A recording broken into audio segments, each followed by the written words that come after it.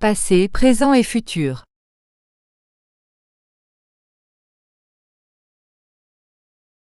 Quelle est la météo? Quel est le passé? Qu'est-ce que le présent? Et quel est l'avenir? Si vous l'analysez, vous verrez que le futur peut devenir présent et étant présent, il sera un jour passé. Le passé était autrefois le futur, et c'était aussi le présent. Le passé, vous pensez qu'il est passé, mais vous pouvez le ramener à l'esprit et le vivre comme un présent, ou le rendre futur, coincé dans la peur que cela se reproduise. Et le futur, vous pouvez aussi le vivre dans votre esprit et vivez-le comme un cadeau.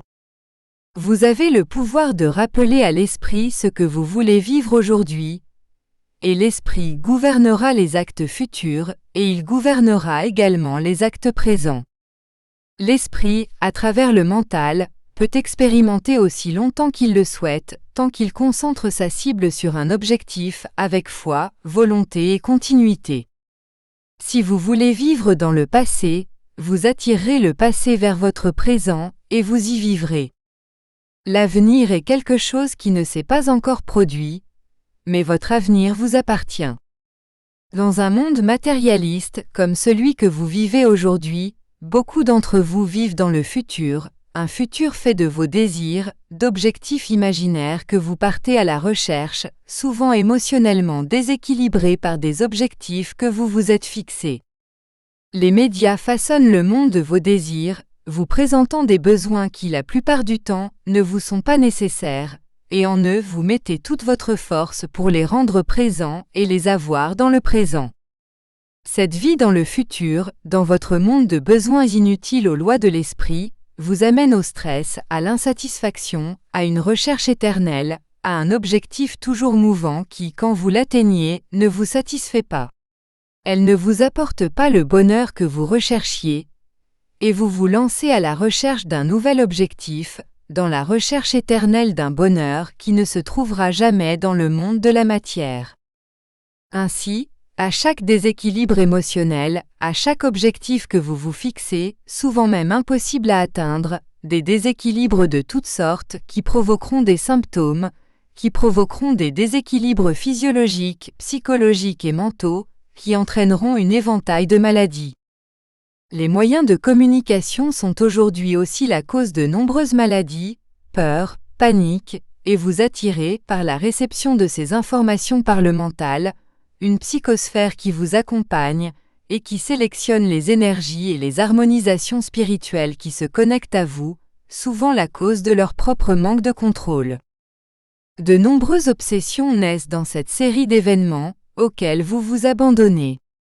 Le monde moderne, avec sa globalité, vous envoie des informations qui occupent l'esprit, provoquant des déséquilibres souvent difficiles à modifier.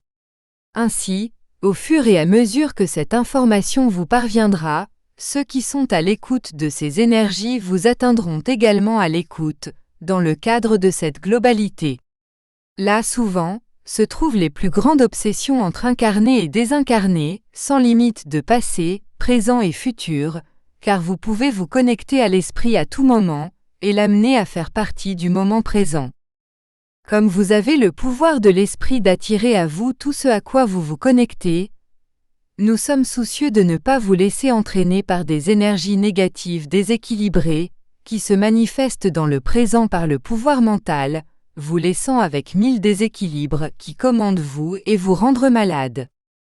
Nous sommes également concernés par la sélection que vous faites des informations, que vous sélectionnez de votre plein gré et que vous vous laissez impliquer, et qui détermine souvent pour vous de nouveaux objectifs, qui ne répondent pas à votre essence divine, qui ne répondent pas à vos missions de réincarnation, quel bloc vous le voyez.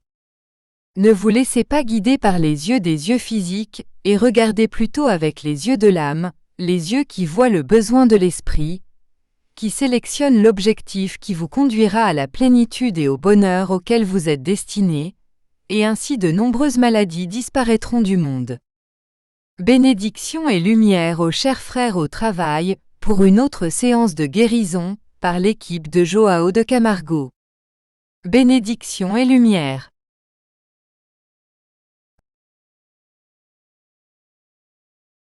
Conscience cosmique. Livre 4, L'être intégral. Chapitre 20. Passé, présent et futur.